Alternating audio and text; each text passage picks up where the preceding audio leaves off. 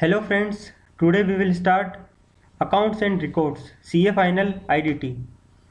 Who is required to maintain his books of accounts and at which place? मतलब किस किस को books of accounts maintain करनी compulsory होती है और बुक्स ऑफ अकाउंट्स कहाँ मेंटेन करना होता है.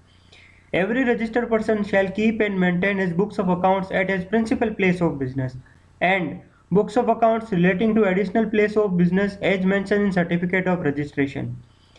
Where more than one place of business is specified in certificate of registration, accounts relating to each place of business shall be kept at such place of business. इसका मतलब क्या हो गया? Books of accounts आपको principal place of business पर रखना चाहिए.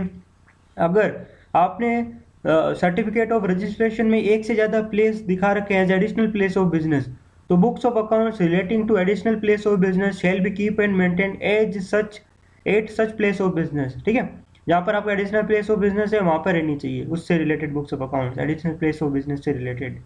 अब बात करते हैं supply of goods through an auction like an tea coffee rubber. In terms of above provision, the books of accounts relating to each and every place of business are required to be maintained in that place itself. ठीक है. However, in case where goods like tea, coffee, rubber, etc. are supplied through an auction, the difficulty being faced by the principal and auctioneer is maintaining books of accounts at each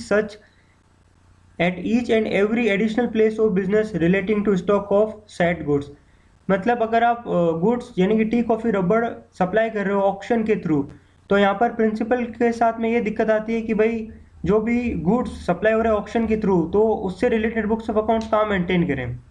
Consequently, it has been clarified that in such case the principal and auctioneer may declare the warehouse where such goods are stored as additional place of business. मतलब उस warehouse को उनको दिखाना पड़ेगा as additional place of business. किस किस को? Auctioneer को और प्रिंसिपल को. The buyer is also required to disclose such warehouse as additional place of business if he want to store the goods purchased through the auction in the warehouse. ठीक है, buyer को भी दिखाना पड़ेगा अगर वो स्टोर कर रहा है वहाँ पर गुड्स. तो further, the principal and auctioneer for the purpose of auction of tea, coffee, rubber, etc. or the principal, ठीक है, and the auctioneer for the purpose of supply of tea through an private treaty may maintain books of accounts relating to additional place of business at their principal place of business. मतलब principal और auctioneer है ना, जो भी T coffee रबड़ वो transfer कर रहे हैं सप्लाई कर रहे हैं थ्रू ऑक्शन, ठीक है, तो उससे रिलेटेड बुक्स ऑफ अकाउंट्स वो अपने प्रिंसिपल प्लेस ऑफ बिजनेस पर भी मेंटेन कर सकते हैं, लेकिन उनको इंटीमेट करना होगा जुरिसडिक्शनल प्रॉपर ऑफिसर को राइटिंग के अंदर about the maintenance of books of accounts relating to additional place of business at their principal place of business. ठीक है, जो भी जुरिसडिक्शनल प्रॉपर ऑफिसर होगा ना उसको उनको इंटीमेट करना पड़ेगा राइटिंग में. Unless proved otherwise, if any document, register or any books of accounts belonging to registered person are found at any premises other than those mentioned in certificate of registration, ठीक है, they shall be presumed to be maintained by said registered person. मतलब अगर कोई भी books of accounts पाई जाती है ऐसी place पर जो सर्टिफिकेट ऑफ रजिस्ट्रेशन पर वो प्लेस मेंशन नहीं है, तो हम ऐसा मान लेंगे कि वो बुक्स ऑफ अकाउंट्स है ना वो रजिस्टर्ड पर्सन से संबंधित है या उस रजिस्टर्ड पर्सन की ही है. ठीक है, अब अपन बात करते हैं accounts and record required to be maintain. कौन कौन से अकाउंट्स और रिकॉर्ड्स मेंटेन करने पड़ते हैं. सबसे पहले true and correct account of following is maintain. आपको ये फॉलोइंग रिकॉर्ड्स मेंटेन करने पड़ते हैं. ठीक है, सबसे पहले production and manufacturing of goods का record, inward and outward supply of goods और सर्विस और बोथ इसका रिकॉर्ड, स्टॉक ऑफ गुड्स का स्टॉक कितना है, आईटीसी कितनी आपने अवेल की है, आउटपुट टैक्स कितना पेएबल है कितना पेड किया है. ठीक है, ये आपको रिकॉर्ड मेंटेन करने पड़ते हैं. कौन कौन से रिकॉर्ड, कितना आपने प्रोडक्शन किया है, कितना आपने मैन्युफैक्चरिंग किया है गुड्स का. ठीक है, inward and outward supply of goods service और बोथ कितनी आपने परचेज की कितनी आपने सेल की वो. उसके अलावा ठीक है, कितना आपके पास में स्टॉक बच गया स्टॉक ऑफ गुड्स, कितनी आपने आईटीसी अवेल कर ली है, कितना आपने आउटपुट टैक्स पे किया है, कितना पेएबल है उसका रिकॉर्ड. उसके अलावा कुछ रिकॉर्ड्स रूल्स के अंदर प्रिस्क्राइब किए हैं वो भी मेंटेन करना पड़ता है. A true and correct account of, सबसे पहले गुड्स और सर्विस इंपोर्टेड और एक्सपोर्टेड, कितना आपने इंपोर्ट किया इंडिया के अंदर, कितना आपने एक्सपोर्ट किया गुड्स और सर्विस उसका रिकॉर्ड. उसके अलावा reverse charge supply along with the relevant document. ठीक है, रिवर्स चार्ज में आपको कितना टैक्स पे करना पड़ा है वो रिवर्स चार्ज सप्लाई कौन कौन सी है. Name and address of supplier of goods service chargeable to tax. ठीक है, और name and address of recipient of goods और सर्विस. आपका सप्लाई आप कौन कौन से सप्लायर से गुड्स और सर्विस परचेज करते हो, तो उस सप्लायर का नेम और एड्रेस, रेसिपिएंट का नेम और एड्रेस, ठीक है, जिसको आप सेल करते हो. उसके अलावा सेपरेट अकाउंट ऑफ एडवांस, कितना एडवांस आपको रिसीव हुआ है उसका रिकॉर्ड भी आपके पास में होना चाहिए। उसके अलावा address of the premises where goods are store, आपका गुड्स कहाँ कहाँ स्टोर हो रहा है, ठीक है, वेयर हाउस का एड्रेस भी, वेयर हाउस का एड्रेस, ठीक है, उसका रिकॉर्ड भी आपको मेंटेन करना पड़ता है। Record which are to be maintain only by the supplier other than supply opting for composition levy, ठीक है। कंपोजिशन लेवी अगर कोई ऑप्ट करता है ना तो उसको ये दो रिकॉर्ड मेंटेन करने की जरूरत नहीं होती है। कौन कौन से दो रिकॉर्ड, एक होता है account of stock of goods, ठीक है, एक होता है account of detail of tax, कितना टैक्स पेएबल है, कितना टैक्स कलेक्ट कर दिया, कितना आपने पे करना है, आईटीसी कितनी क्लेम की है, together with register of tax invoice. उसके अलावा debit note, credit note, delivery challan issue कितना हुआ है, कितना रिसीव हुआ है ड्यूरिंग द टैक्स पीरियड। ये कंपोजिशन लेवी जो भी ऑप्ट करता है ना उसको ये रिकॉर्ड मेंटेन नहीं करना पड़ता है। उसके अलावा account of stock of goods, ठीक है, कितना स्टॉक, कितना गुड्स आपको रिसीव हुआ है, कितना आपने सप्लाई किया है, ओपनिंग बैलेंस कितना है, कितना रिसीव्ड हुआ, कितना सप्लाई हुआ, कितना गुड्स लॉस्ट हो गया, स्टोलन हो गया, डिस्ट्रॉय हो गया, राइट ऑफ कर दिया, गिफ्ट कर दिया, फ्री सैंपल में दिया है, और कितना आपके पास में क्लोजिंग बैलेंस बच गया, ठीक है। ये रिकॉर्ड केवल उन लोगों को मेंटेन करने पड़ते हैं जो कंपोजिशन स्कीम नहीं लेते हैं।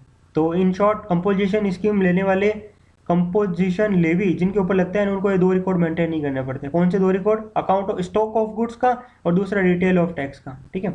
Next, record to be maintain by agent, agent होते हैं ना प्रिंसिपल और एजेंट, तो एजेंट को कौन कौन से रिकॉर्ड मेंटेन करने पड़ते हैं। Authorization received from each principal to receive और सप्लाई गुड्स और service on behalf of on his behalf, ठीक है। मतलब आप प्रिंसिपल के बिहाफ पर गुड्स सप्लाई करते हो या प्रिंसिपल के बिहाफ पर आप गुड्स रिसीव करते हो ना, तो आपको हर ट्रांजैक्शन के लिए ऑथराइजेशन लेना पड़ता है प्रिंसिपल से। तो आपने जो भी ऑथराइजेशन रिसीव किए थे ना उनका रिकॉर्ड। दूसरा, पर्टिकुलर ऑफ गुड्स और सर्विस रिसीव और supply on behalf of every principal, ठीक है, हर प्रिंसिपल के बिहाफ पर आपने कितना गुड्स सप्लाई किया है, कितना गुड्स आपने रिसीव किया, कितनी सर्विस दी है, उसका आपको एक रिकॉर्ड बनाना पड़ेगा और उसको मेंटेन करना पड़ेगा। Detail of account furnish to each principal, ठीक है, आपको पीरियोडिक बेसिस के ऊपर अपने प्रिंसिपल को एक रिकॉर्ड सबमिट करना पड़ता है, ठीक है। तो उस रिकॉर्ड का भी आपको detail of account furnish to every principal, जो भी अकाउंट दी जाती है ना प्रिंसिपल को उसका आपको रिकॉर्ड रखना पड़ेगा।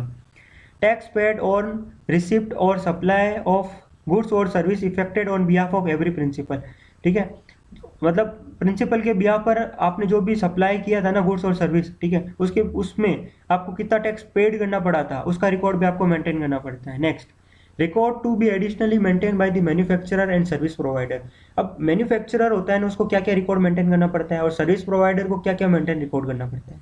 अब बात करते हैं मैन्युफैक्चरर की। मैन्युफैक्चरर होता है ना उनको मंथली प्रोडक्शन अकाउंट मेंटेन करना पड़ता है। प्रोडक्शन अकाउंट जो दिखाता है, शो करता है क्वांटिटेटिव डिटेल किसकी, रॉ मटेरियल की, सर्विस की, जो भी यूज हुई है इन मैन्युफैक्चर में, रॉ मटेरियल और सर्विस जो भी यूज होती है ना मैन्युफैक्चर में उसका क्वांटिटेटिव डिटेल उसको दिखानी मतलब मेंटेन करना पड़ता है। उसके अलावा quantitative detail of goods so manufacture including waste और बाई प्रोडक्ट, मतलब कितना गुड्स आपने बनाया है और कितना मतलब कितना गुड्स आपने बनाया और कितना वेस्ट हो गया, कितना बाई प्रोडक्ट में चला गया, ठीक है, और कितना रॉ मटेरियल और सर्विस आपने यूज किया मैन्युफैक्चरिंग करने में, उसका रिकॉर्ड आपको मेंटेन करना पड़ता है। किसको, मैन्युफैक्चरर को। अब बात करते हैं सर्विस प्रोवाइडर को। सर्विस प्रोवाइडर होता है उसको एक अकाउंट बनाना पड़ता है जो शो करता है quantitative detail of goods use in provision of service, service provide करने में कितना गुड्स यूज हुआ है उसकी डिटेल, ठीक है, क्वांटिटेटिव डिटेल। और detail of input service utilize and service supply, ठीक है, गुड्स सप्लाई करने में कितना सर्विस इनपुट यूटिलाइज हुआ है और कितनी आपने सर्विस सप्लाई कर दी, इसका भी क्वांटिटेटिव रिकॉर्ड आपको मेंटेन करना पड़ता है। किसको, सर्विस प्रोवाइडर को। Next, separate account for work contract to be maintained by a person executing work contractor. Work contractor होते हैं ना उनको कौन कौन से रिकॉर्ड मेंटेन करने पड़ते हैं। सबसे पहले name and address of person on whose behalf the work contract is executed. जैसे मैंने कोई वर्क कॉन्ट्रैक्ट लिया है मिस्टर शीत, ठीक है, मिस्टर सोहेल के नाम पर, तो मुझे है ना सोहेल का रिकॉर्ड बनाना पड़ेगा। Person on whose behalf the work contract is executed, जिसके बिहाफ पर मैं काम कर रहा हूँ ना, ठीक है, उसका। उसके अलावा सप्लाई फ्रॉम होम गुड्स और सर्विस आर रिसीव, सप्लायर, ठीक है, मैंने गुड्स और सर्विस कौन कौन से सप्लायर से परचेज किए उनका भी रिकॉर्ड मुझे मेंटेन करना पड़ेगा।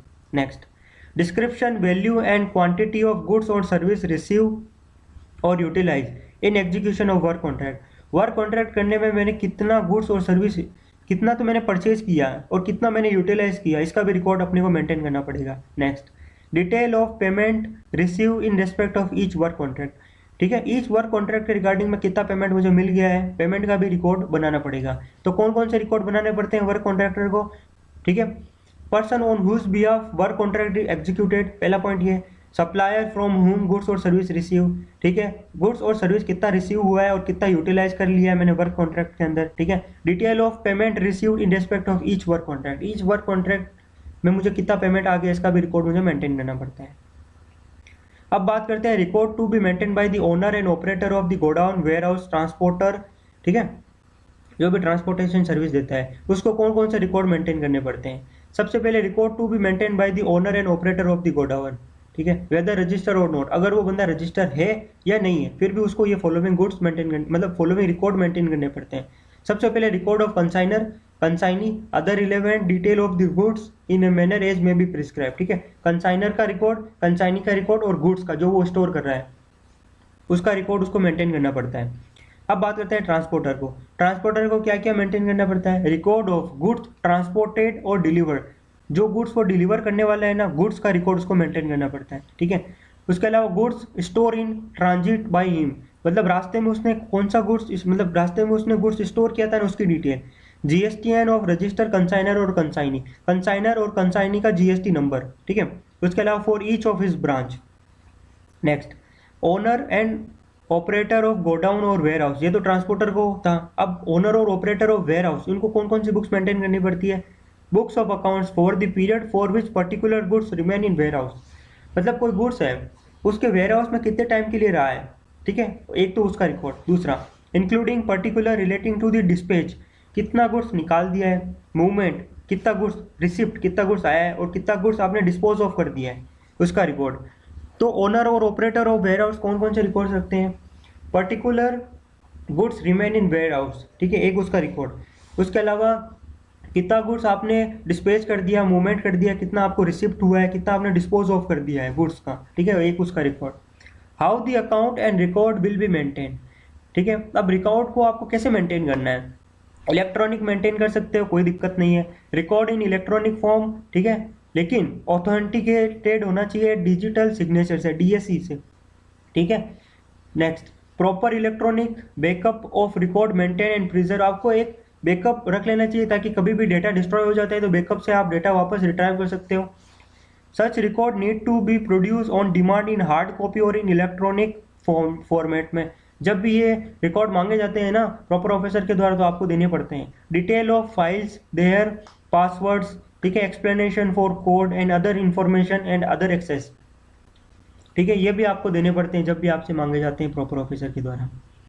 No entry to be erase और ओवर रिटर्न, ठीक है, बुक्स ऑफ अकाउंट्स में एक बार एंट्री कर दी ना तो आप उसको ओवर रिटर्न नहीं कर सकते, ना ही उसको मिटा सकते हो। ऑडिट ऑफ अकाउंट्स, उससे पहले एक दो पॉइंट ये भी देख लेते हैं। हाँ, books of accounts maintain manually भी serially number, books of accounts होते हैं वो सीरियली नंबर्ड होने चाहिए, ठीक है। Required to be produce on demand in case electronic record being maintain a log, मतलब आपको ऑडिट ट्रेल मेंटेन करना होगा, ठीक है, ईच रिकॉर्ड का।